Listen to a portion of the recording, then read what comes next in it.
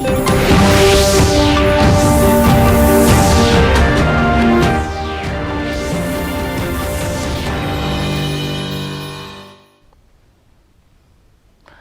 evening and welcome to Doordarshan Kendra Kohima. I am Wapang Limla with the news. First, the headlines.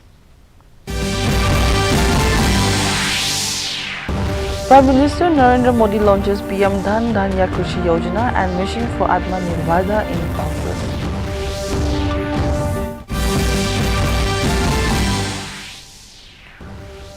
Advisor Madan Yanthan encourages the farmers community to shift from traditional farming and adopt advanced technology to increase production.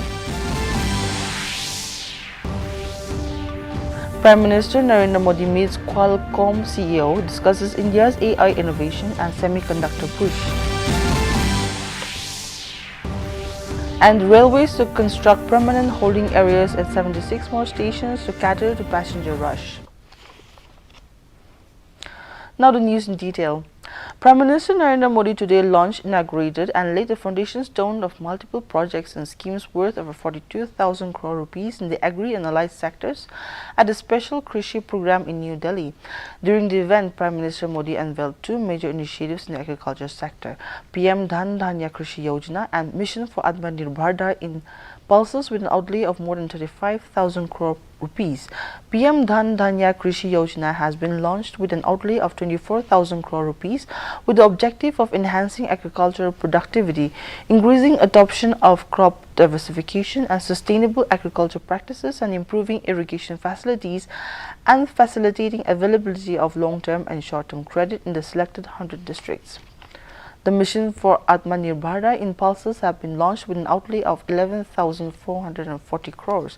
During the event, the Prime Minister also inaugurated and dedicated to the nation projects valued at over 5,450 crore rupees in the agriculture, animal husbandry, fisheries and food processing sectors, while laying the foundation stone for additional projects worth around 815 crore rupees. The Prime Minister said the schemes PM Dhan Dhanya Krishi Yojana and Mission for Atmanirbharta in Pulses will transform the fortunes of millions of farmers in the country.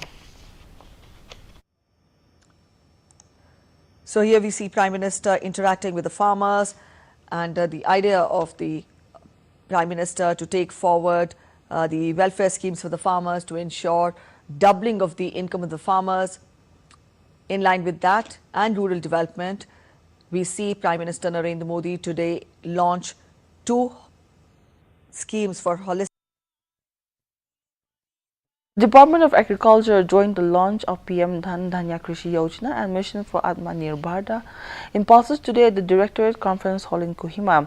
In the launching program, Madan Yanthan MLA and Advisor Agriculture and V. Shashank Shekhar IAS, Agriculture Production Commissioner, attended the program while highlighting on the launches of PM Dhan Dhanya Krishi Yojana, PM DDKY and Mission for Atmanirbharta in Pulses.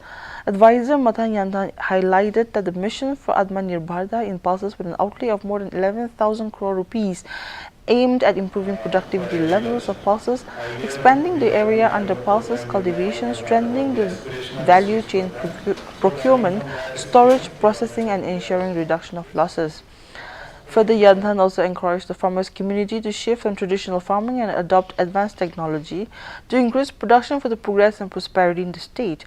PMDDKY focuses on 100 low-performing agricultural districts and convergence of 36 existing schemes across 11 ministries, including PM Kisan, PMFBY crop insurance through district-level planning to enhance productivity, diversify crops, improve storage and promote sustainable practices.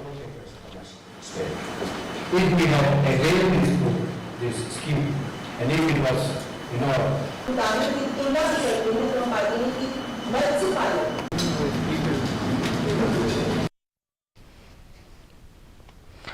Prime Minister Narendra Modi today held a meeting with Cristiano R. Amon, President and CEO of Qualcomm, focusing on India's advancements in artificial intelligence, innovation and skill development, reinforcing the country's position as a global technology hub. During the discussions, PM Modi lauded Qualcomm's commitment to supporting India's semiconductor mission and India's AI mission initiatives aiming at bolstering the nation's technological capabilities. Highlighting India's vast talent pool and market scale, the Prime Minister emphasized the country's potential to develop cutting-edge technologies that could shape the global future. In response, Amon expressed gratitude for the insightful exchange and underscored Qualcomm's intent to deepen its partnership with India. He highlighted opportunities to build a robust Indian ecosystem across sectors such as AI-powered smartphones, personal computers, smart glasses, automotive and industrial applications. The Qualcomm CEO also noted the collaboration's role in advancing India's transition to 6G technology. AI smartphones, PCs, smart glasses, auto industrial sectors and more.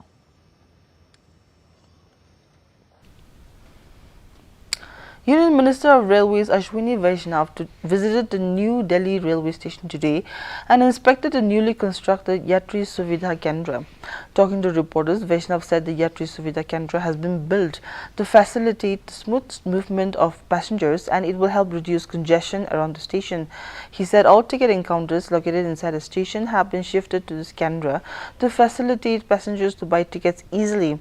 Automatic ticket vending machines, over 150 toilets and drinking water dispensers are among the facilities installed for the convenience of passengers. Vaishnav said such a permanent holding area will also be constructed in other 76 stations to cater the passenger rush during festivals. The Railway Minister also informed that a record number of special trains have been planned in view of the coming festivals of Diwali and Chhath Puja.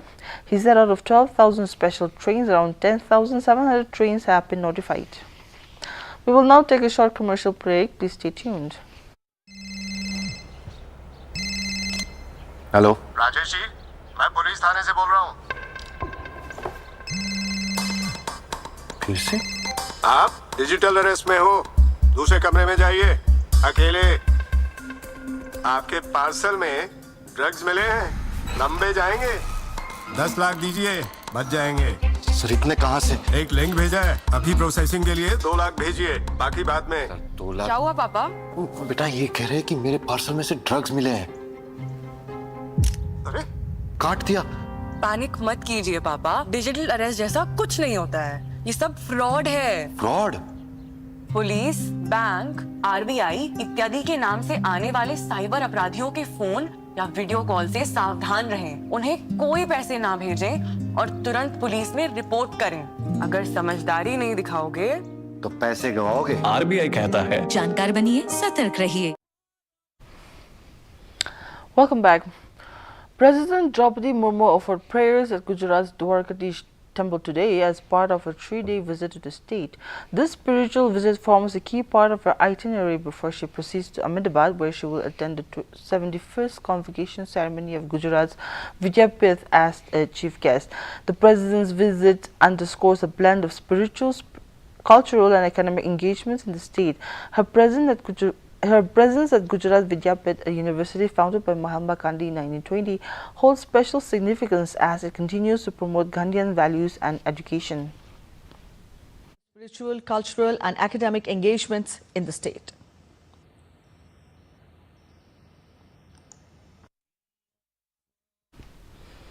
President of Mongolia, Khurelshuk Ukna, will be on a 4-day state visit to India from Monday at the invitation of President Draupadi Murmu.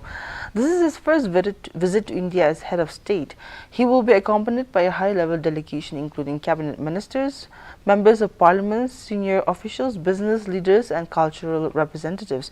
The Ministry of External Affairs says President Murmu will host a banquet in his honor. Ukna will also hold talks with Prime Minister Narendra Modi to review the entire range of bilateral relations. The ministry says the visit will help both countries review progress in their ties, strengthen their strategic partnership and exchange views on regional and global issues. India and Mongolia established diplomatic ties in 1955. Vice President C.P. Radhakrishnan, Prime Minister Narendra Modi, Union Home Minister Amit Shah and BJP President Jagat Prakash Nadda paid tribute to veteran leader Lok Nayak Jayaprakash Narayan on his birth anniversary today. In a social media post, the Vice President said that he was privileged to join the Sapurna Kranti or Total Revolution led by Jayaprakash Narayan at the age of 19. He described Jayaprakash Narayan as a visionary leader committed to democratic values, civil liberties and the empowerment of people.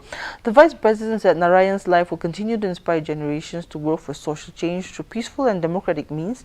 The Prime Minister in his message also highlighted Jayaprakash Narayan's role in empowering ordinary citizens and protecting the integrity of India's constitution. PM remembered him as one of India's most fearless voices of conscience and tireless champion for democracy and social justice. He also noted that the movements led by Jayaprakash Narayan in Gujarat and Bihar inspired a socio-political awakening across the country. To study at Collegiate School in Patna. In 1920, at the age of 18, he married Prabhavati Devi. He went to the United States in 1922 for higher education. To pay for his studies in America, he worked in farms, companies and hotels. He earned his BA and MA degrees from the United States. After returning from America, Jayaprakash Narayan joined the Indian National Congress in 1929. He was imprisoned in 1932 for his active participation in the civil disobedience movement against British rule.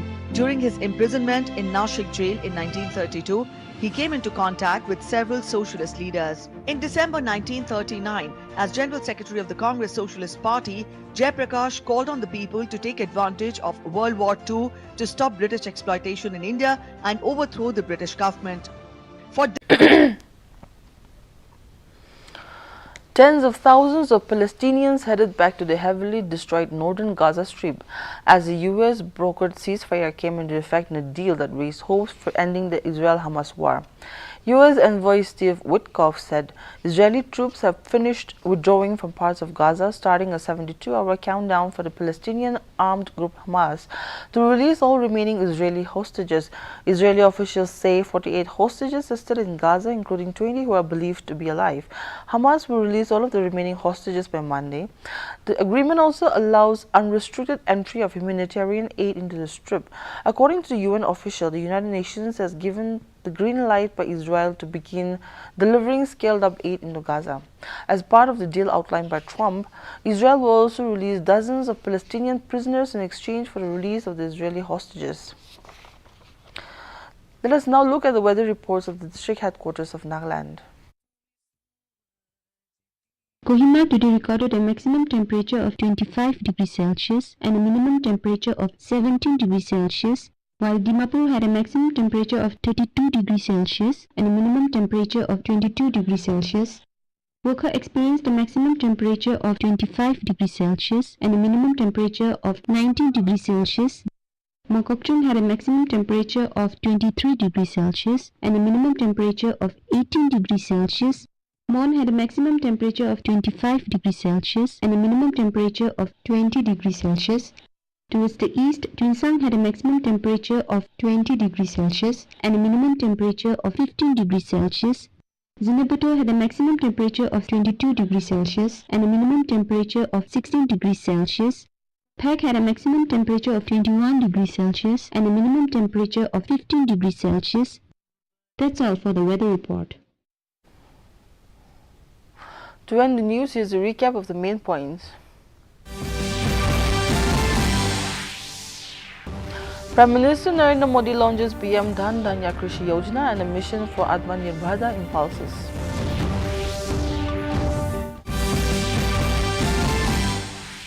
Advisor Madan Yandan encourages the farmers community to shift from traditional farming and adopt advanced technology to increase production.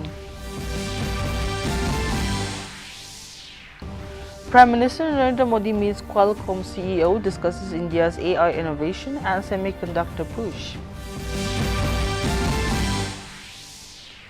And railways to construct permanent holding areas at 76 more stations to cater to passenger rush.